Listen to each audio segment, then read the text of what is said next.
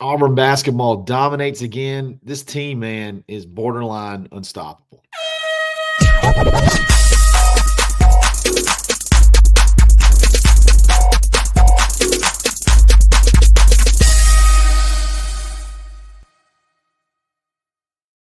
Yes, sir. We're back. It's another episode of the Barn Hoops Podcast, Reaction Edition. Auburn takes down Ohio State 91-53. They just keep doing things that are historic, keep doing things that are just extremely impressive. And we're going to break all that down today. But before we get started, we got to give a shout out to mybookie.ag. Got 2 coupon codes for you. Okay. TNR Casino gets you the 300% bonus in the casino, and next round gets you the 50% deposit bonus anywhere. So take advantage of both. Hey, load up on your winnings in the casino, then take it over to the sports book, and then bet every sports line you can imagine, any way you can imagine. Easy deposits, easy withdrawals. It's mybookie.ag. Auburn goes to Atlanta it goes to Atlanta in the holiday Hoopsgiving, takes on Ohio State. Auburn's become kind of a staple there.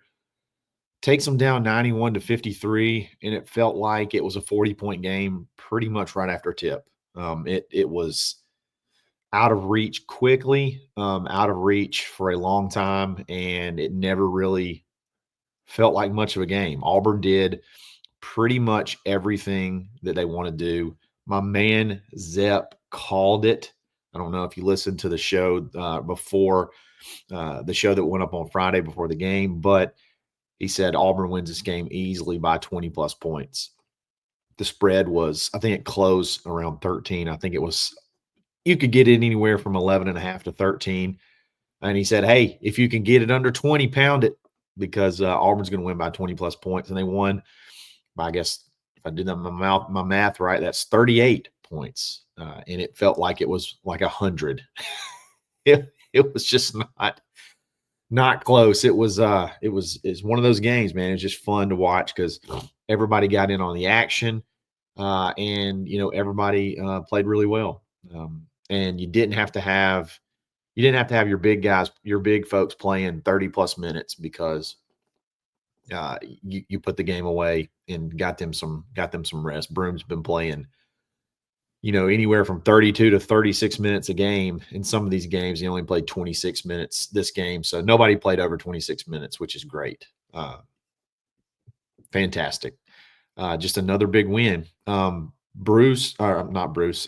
Broome is doing things that are he's doing things that are historic, and he's doing things that almost seem made up, if I'm just being completely honest. Like some of the things he's doing, it seems like, whenever you're playing a video game and you put up some dumb number that you can't even, like, you would never be replicated in real life. He's doing those in real life. He scored 21 points, 20 rebounds, and 6 assists on 9 of 18 shooting. He had a double-double within like the first 10 or 12 minutes. Just completely dominant performance. I want to read some of these stats. These not stats, like these historical numbers. Okay. The first one, Johni Broome is the first player in NCAA history, not this season, not in the past decade, in history of the game of basketball in college. He's the first player in NCAA history to have 20-plus points, 20-plus rebounds, and 5-plus assists, and 0 turnovers. 21 points, 20 boards, 6 assists, 0 turnovers. First time it's ever been done in history of college basketball. Hey, they've been playing basketball for a long time. I don't know if y'all know that. It's a pretty old game. I just think the assists all of a sudden are coming out of nowhere. His vision is incredible. And it's like it's like a new thing we unlock, like achievement unlocked, Johni vision. And we're feeding it inside, and he's kicking it back out, or he's throwing alley-oops, which is funny in and of itself. But his vision is incredible. He'll have a triple-double. without a doubt. Like he'll have a triple double this year. He's going to have a 10 assist game. It's coming. There's just no doubt about it. He's incredible. He's incredible. And here's another crazy stat. And I think this is funny the way this was phrased, but there have been 3 times this season, okay, so far, 3 times this season where a player has scored 20 points, had 15 rebounds, or 5 assists. That's happened 3 times this year. So it's pretty rare air that it's happened at all. Think of all the college basketball games that have been played so far, and there's only been three examples of this happening. All 3 of them are Johni Broome. I think that's Johni Broome has 3 games this season with at least 20 points, 15 rebounds, and 5 assists and 3 block shots. No other Division I player over the last 20 years has had as many games in a career, and he's had 3 of them this season. It's just man, I mean, it's incredible. It's incredible to think what he's done. It's incredible to think he's just continued to get better and better. It almost seemed like there was no way he could get better, and he's showing like new aspects of his game.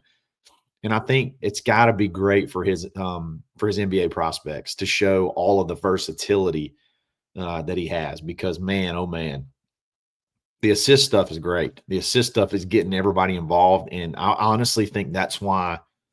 I think that's why we have 3 guards right now shooting over 40% from 3.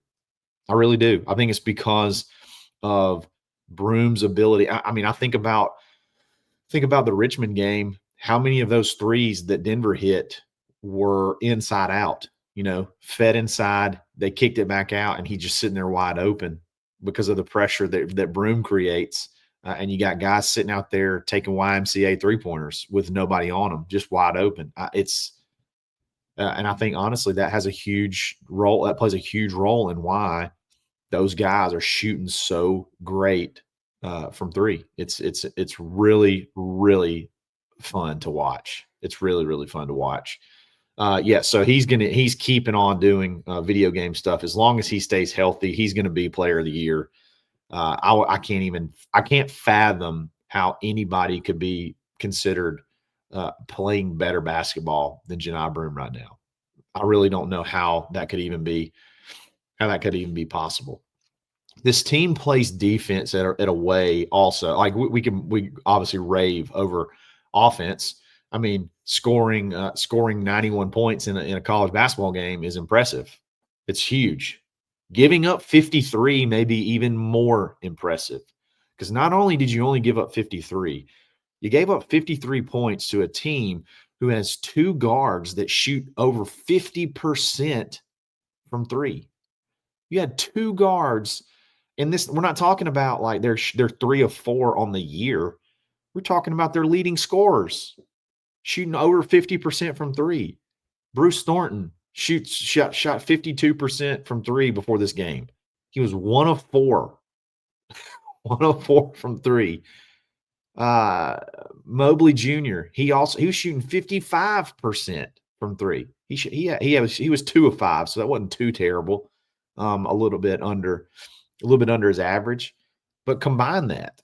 I mean, those guys were shooting 50% from 3, and they were 3 of 9 from 3 in that game. I wondered, they're shorter guards and we're longer, which is usually the inverse. We're usually the shorter guards playing against longer guards. We have longer guards. I wondered if, because they weren't big enough inside, we could extend and get in their face and make it tough for them to hit those shots. I wondered if our length would frustrate them, and clearly it did. And not only did our length frustrate them, it led to 13 block shots. They shot 51 shots, 51 field goal attempts, and we blocked 13 of them. 51 attempts, and we blocked 13 of them. I guess that's 25-ish%. 1 of 4 shots that they put up were blocked.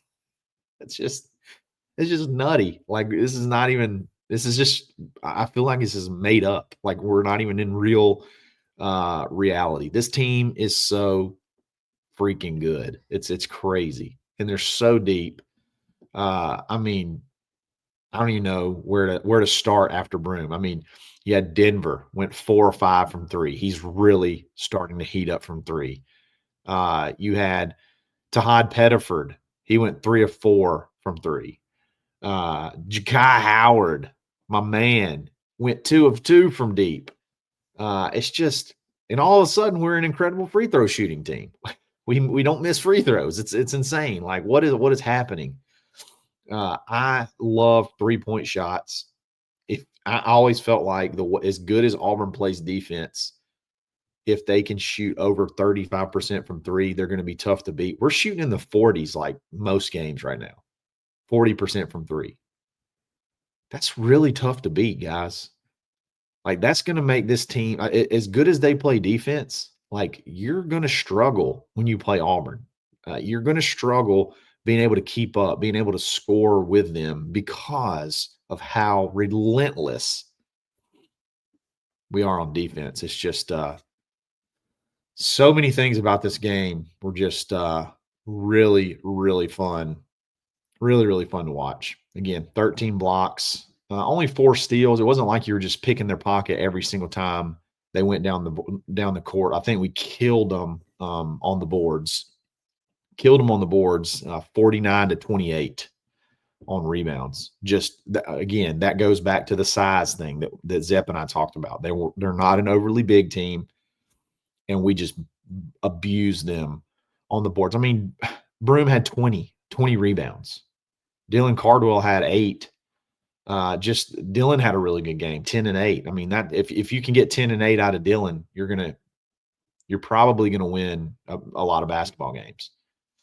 So it's just really hard to point to a negative from yesterday. Just everywhere you look, you beat them in almost every single phase, every single category. I mean, I'm really trying to look and see if I can find a statistic. They had 1 more steal than us. So they had 5 steals to our 4. It's just that, that's literally it. It's crazy. Auburn led for 37 minutes and 45 seconds. You know, the beginning of those games are whatever. I don't even think you should start that clock until maybe 5 minutes into the game. But yeah, it was great. It was great. Johni dominated again. Auburn dominated again. Why this game is significant? This is why this game is significant. This is another quad 1 win. You won a quad 1 game by 38 points. Quad 1 wins are vital. If you remember last year, the knock on Auburn and why they got seeded so poorly was because of quad 1 wins. You only had 2. You only had 2 quad 1 wins all of last year. The whole season, you only had 2. Auburn's 5-1 right now in quad 1 games. So you've over doubled your quad 1 wins. Now, some of these could fluctuate. Teams could fall off the earth. And Ohio State could be one of those. Maybe. They're 38th in net. I don't know if y'all know what a quad 1 win actually means. So when you play a home game, net rankings, okay? You got to get to know what net rankings mean. Net rankings are very important because the net ranking is what determines where the team lands to make it a quad 1, 2, 3, or 4 game. Okay, so net ranking is very important. Home games, if you're playing a team, they have to be within the top 30 teams in net for it to count as a quad 1 game.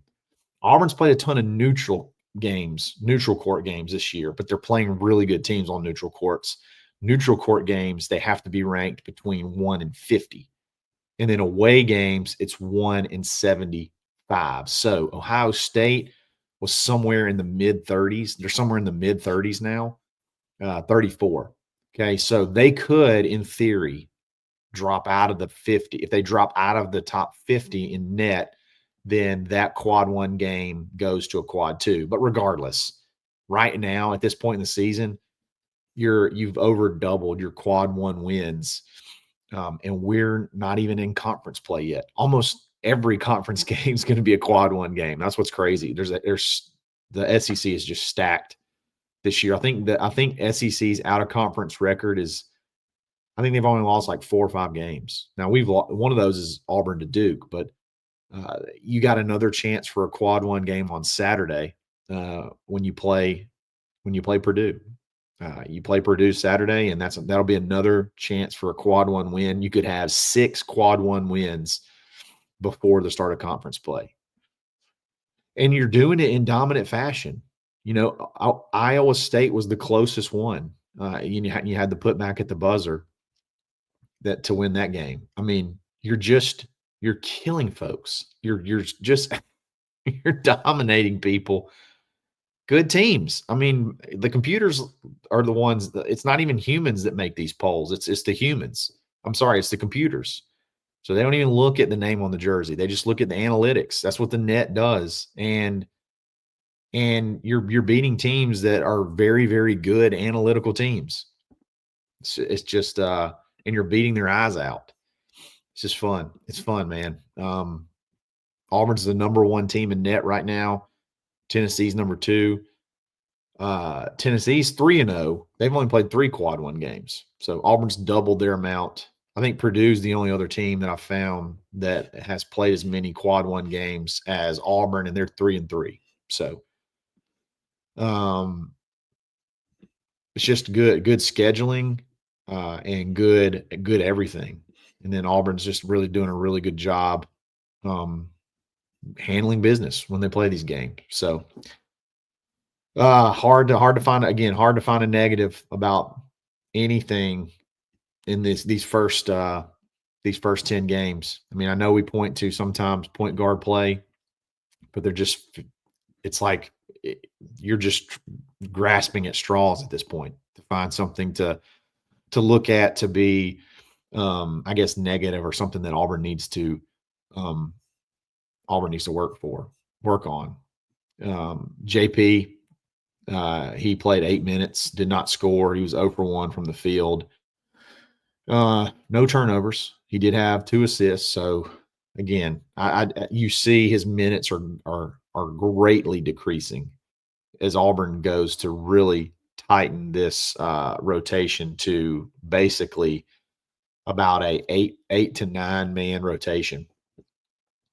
Ja'Kai Howard's emergence is good because that helps give you a little bit more depth of somebody you can put on the court and know it's not going to handicap you at all on the offensive side. Now, he's still got to work on defense, and he'll get better. He's just too freaky of an athlete not to, he's too freaky of an athlete not to eventually get it and get better. So Auburn still, obviously, they'll release the AP poll next week. We'll see where Auburn, I guess tomorrow, we'll see where Auburn lands. Tennessee had a tough game against Illinois. It went down to the wire. And I think they won by like 2 points or something like that. And Illinois that's a quad one win. So they were 13th in net. So that's a good win. So I'm not sure. I'm not sure if they'll jump. I'm not sure if Auburn will jump them just because Tennessee had a pretty good win too. So we're just gonna have to be patient. And at the end of the day, it doesn't matter. It doesn't matter right now if you're number 1 in December.